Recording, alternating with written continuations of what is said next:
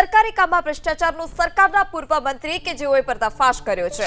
ખેડાના મહેમદાબાદમાં સરકારી કામમાં ભ્રષ્ટાચારનો અર્જુન સિંહે કર્યો પર્દાફાશ। વાંટવાડી ગામમાંથી પસાર થતી કેનાલમાં ભ્રષ્ટાચારનો ખુલાસો। ₹2 કરોડના ખર્ચે અંદાજે 4 કિલોમીટર લાંબી બની રહી છે સિંચાઈ કેનાલ। સ્થાનિકોની ફરિયાદને પગલે અર્જુનસિંહ ચૌહાણ પહોંચ્યા હતા કેનાલ પર। 1 કિલોમીટર સુધી ગુણવત્તાવાળું કામ નથી દેખાયું તે પ્રકારની વાત અર્જુનસિંહે કરી છે। માત્ર પગ મારવાથી કેનાલમાં ગાબડા પડે છે। અધિકારીઓને સાથે રાખીને કામગીરી પણ અર્જુનસિંહે બતાવી છે। અધિકારીઓ મારા પ્રશ્નોનો જવાબ નથી આપી શક્યા તે પ્રકારની વાત પણ અર્જુનસિંહે કરી। વધુમાં અર્જુનસિંહ ચૌહાણે કહ્યું કે હથોડીના સામાન્ય મારથી કોન્ટ્રાક્ટરની કામગીરી ખુલ્લી પડી છે। કેનાલની કામગીરી અંગે મુખ્યમંત્રીને ફરિયાદ કરીશ। કેનાલ તોડીને ફરી બનાવવા અંગે મુખ્યમંત્રીને રજૂઆત કરીશ। કોન્ટ્રાક્ટર પોતાના રૂપિયાથી ફરી કેનાલ બનાવશે। કોન્ટ્રાક્ટરના ભ્રષ્ટાચારમાં પ્રજાના ટેક્સના નાણાં વેડફવા નહીં દઉં।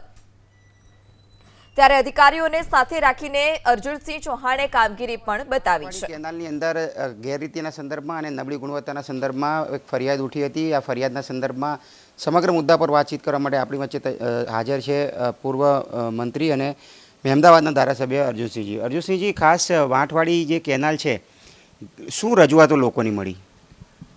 નમસ્કાર। એક તો આ સ્થાનિક સ્વરાજ્યની ચૂંટણીમાં મારા વિસ્તારમાં મારો પ્રવાસ હતો, નાની મોટી મિટિંગો હતી, તો કુલ મળીને રજૂઆતો એવી હતી કે આ જે કેનાલનું કામ ચાલે છે એ બહુ હલકી કક્ષાનું છે, ગુણવત્તાયુક્ત મટીરિયલ નથી। આવી વાત મને ઘણા નાગરિકોએ કહી। મેં એમને આશ્વાસન રૂપે કહ્યું કે જેવી આ ચૂંટણી પૂરી થશે એ પછી તરત જ આપણે મુલાકાત લઈશું અને બધાને મેં આશ્વસ્ત કર્યા કે મૃદુ ને મક્કમ ભૂપેન્દ્ર પટેલ સાહેબ, આપણા સીએમ સાહેબ છે, એમણે પણ અમને સીધી સૂચના આપી છે કે ગુજરાતમાં સરકારી કામમાં કોઈ 19-20 નહીં ચાલે। સરકારનો જે ટેક્સનો પૈસો છે એ સારી રીતે વપરાય, આવો સરકારનો આગ્રહ છે। અને હું પણ જાગૃત નાગરિક તરીકે મને જે જગ્યાએ ફરિયાદ મળે છે એમાં મારી ટીમ લઈને, અધિકારીઓને સાથે લઈને મુલાકાત લઉં છું અને એનું નિરાકરણ થાય એવો પ્રામાણિક પ્રયત્ન કરું છું। અચ્છા, મુલાકાત લીધી, મુલાકાતમાં તમને શું જણાવ્યું? ફરિયાદમાં કેટલું તથ્ય લાગ્યું? ફરિયાદમાં મને આશ્ચર્ય લાગ્યું કે આવી હલકી કક્ષાનું પણ કામ હોઈ શકે। રેતીના નામે ધૂળ હતી અને કુલ મળીને આપ પણ રૂબરૂ જાઓ તો ધ્યાનમાં આવે કે આટલી હલકી કક્ષાનું કામ મેં પહેલાં જોયું નથી। તમે કામની ગુણવત્તાના સામે તમને પણ એ પ્રકારની માહિતી સામે આવી, શું લાગ્યું? કેવી રીતે લાગ્યું કે ગુણવત્તા નથી, નબળી છે? તમે શું ચકાસણી કરી? જાતે એ 1 કિલોમીટર ફર્યો છું, જાતે પણ મેં લાત મારીને ગુણવત્તા ચકાસી, જરૂર લાગી તો હથોડીથી પણ ચકાસી છે અને એકેય બાજુ એનો સાંધો બેસે એવું હતું નહીં। સરકારમાં કેટલું એસઓઆરથી કામ મળે છે એની સામે એકદમ હલકી કક્ષાની આ ગુણવત્તાનું કામ મને દર્શન થયા ત્યાં। પણ અર્જુનસિંહજી, ખાસ જ્યારે ટેન્ડર નીકળે પછી એનું ચેકિંગ પણ થતું હોય છે, કામનું સમયાંતરે થર્ડ પાર્ટી ઇન્સ્પેક્શન પણ થતું હોય છે, આ પ્રકારની એક પ્રોસેસ હોય છે, મને જ્યાં સુધી સામાન્ય ખ્યાલ છે તે પ્રમાણે। તો લાગતું નથી કે આ કિસ્સામાં એ પ્રકારની કોઈ કાર્યવાહી થઈ હોય? કારણ કે ગુણવત્તા નબળી છે આપના ધ્યાને આવ્યું, પણ કામ એસઓઆર મુજબ, જે મંજૂર થયેલા ટેન્ડર મુજબ, અને ઇન્સ્પેક્શન પણ થવું જોઈએ। બિલકુલ થવું જોઈએ। આ બધું કેવું છે કે અમે પ્રજાના પ્રતિનિધિ તરીકે સામાજિક, રાજકીય, ધાર્મિક કામોમાં હોઈએ છીએ।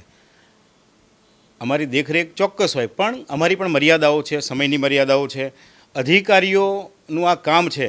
કુલ મળીને એક દેશમુખ કરીને કોઈ એન્જિનિયર છે, એને 2 થી 3 વખત મારે કહેવાનું થયું અને આ ગુણવત્તા ચકાસણીમાં એ પણ હાજર હતા, એમણે પણ સ્વીકાર્યું છે। આપની જાણકારી માટે મેં દેશમુખ કરીને જે અધિકારી છે એને કહ્યું છે કે આ સમગ્ર કામમાં કોઈ જગ્યાએ એવો કોઈ બ્લોક દેખાય તમને કે સારામાં સારું કામ છે, મને બતાવો, એ જગ્યાએ જઈએ। તો આજ સુધી મને જવાબ મળ્યો નથી। અચ્છા, અધિકારીઓનો અભિગમ કેવો રહ્યો છે?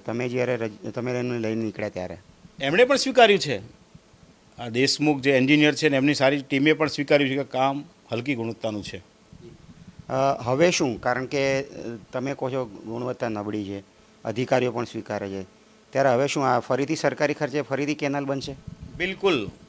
હું મુખ્યમંત્રી સાહેબને પણ રજૂઆત કરવાનું છે, મંત્રીશ્રીને પણ રજૂઆત કરવાનું છે કે પ્રજાનો ટેક્સનો પૈસો છે એનું સુચારુ રૂપે વપરાય સારી રીતે વપરાય અને ચોક્કસ એને બ્લેકલિસ્ટ કરવાથી અટકવાનું નથી, પણ એની પર જે પણ પગલાં ભરીને એના ખર્ચિયા ફરી કામ થાય, સારું કામ થાય એવી અમારી સમગ્ર વિસ્તારની ને પ્રતિનિધિ તરીકે મારી લાગણી છે. અર્જુનસિંહજી, આ તો વાત થઈ સિંચાઈની કેનાલની, પણ શું અન્ય કોઈ કામોમાં પણ આ પ્રકારની કોતાહી તમને લાગી રહી છે? આવી કોઈ ઘટનાઓ બની હોય? મારા મત વિસ્તારમાં જે પણ જગ્યાએ રોડ, રસ્તા, ગટર લાઇટ વ્યવસ્થા કોઈ પણ જગ્યાએ જાય એ જગ્યાએ મને રજૂઆત મળે છે તો હું સમય કાઢીને મારા મતદારોને ન્યાય મળે, મારા નાગરિકને, સજ્જન સમાજને ન્યાય મળે એની માટે જાતે જઉં છું અને એનું પરીક્ષણ કરું છું. પહેલાં પણ એક વખતે આવી નાની મોટી રજૂઆત આવેલી, એ વખત પણ મેં એનું ચોક્કસ સારું કામ કરાવડાવ્યું છે. આભાર અમારી સાથે વાત કરવા બદલ. તો અર્જુનસિંહનું કહેવું છે કે આ કેનાલ જે છે કોન્ટ્રાક્ટરના ખર્ચે બનશે, એ પ્રકારની માંગણી રહેશે અને પ્રજાના પૈસા જે છે એને પાઈનો હિસાબ આપવો પડશે, સાથે જ ગુણવત્તાયુક્ત કામગીરી પણ કરવી પડશે. કેમેરામેન રાજ ભાવસાર સાથે કલ્પેશ રાવલ, એબીપી અસ્મિતા, ગાંધીનગર. અર્જુનસિંહ અહીંયા આગળ આવ્યા હતા, તમારા ધારાસભ્ય, અને કેનાલનું કામ શું કહેશો? કેનાલનું કામ તો સાહેબ વ્યવસ્થિત થાય, અમારી તો એક જ માગ છે, સારું કામ થાય. તમે જોઈ રહ્યા છો કે આ બધું લેપડા ઉખાડેલા છે, તમે હાથે એ કરો તો ખરખર કરી બધી. અન્ય એક ખેડૂત છે, શું નામ છે તમારું? મારું નામ ભરતભાઈ પૂંજાભાઈ. ભરતભાઈ, એ કહો કે આ કેનાલનું કામ કેવું થયું છે, તમારી શું માંગણી છે, ખેડૂતોની શું માંગણી? કામ તો સારું એવું થયું છે કે બધું તકલાદી જ કામ થઈ રહ્યું છે. આમ ગણીએ તો તકલાદી જ કહેવાય. આ કામ આવું ના કહેવાય. નકર એને ગોળીને અંદરથી આમ કમ્પ્લીટ રીતે આરસીસી કર્યું હોત તો એમાં પાણી ભરાઈ રહ્યું હોત ને કમ્પ્લીટ બધા લોકોને ડમચીથી લેવામાં સરળ હોત ને આ રીતના કેનાલથી પાણી કોઈ ડમચી આવે જ નહીં પાણી. આમ અર્જુનસિંહ અહીંયા આગળ આવ્યા હતા, તમારા ધારાસભ્ય, એમના દ્વારા શું કામગીરી કરવામાં?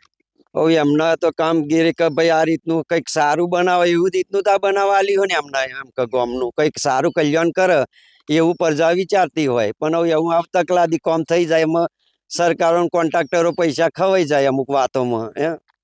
અને એક ખેડૂત છે, એમની સાથે વાત કરીશું. શું નામ છે તમારું? જગદીશભાઈ જસુભાઈ. જગદીશભાઈ, આ કઈ કેનાલ છે, કેટલા કિલોમીટર લાંબી છે ને કેટલા રૂપિયાના ખર્ચે બનાવી? આ 2 કરોડના ખર્ચે આ કેનાલ બનાવડાવી છે. છેકો છેકથી 4 થી 5 કિલોમીટર દૂર કામ ચાલુ રહ્યું છે કેનાલનું, પણ છેક 0 પોઈન્ટથી તે કેનાલે આવું જ કામ થઈ ગયું છે. અર્જુનસિંહ પોતે એની ઇન્કવાયરી કરવા આવ્યા હતા, એવું કહેવા માગ્યું છે એમને કે અહીંથી તે 0 સુધી નવાસરથી કામ કરવું, આ ઠીંગરો ચલાવવા નહીં, એવું ચોખ્ખું કીધું છે સાહેબે. અહીંયા ઊભું રહેવું પડશે ખેડૂતોને, એવું કહી ગયા છે. આ કેનાલમાં પાણી આવે તો કેટલા ખેડૂતોને રાહત થાય? હવે આખા વઠવારી આખા રમદેપુરા છે અમારા પબ્લિકનું આમ કે ગુજારણ સારું થઈ જાય એમ.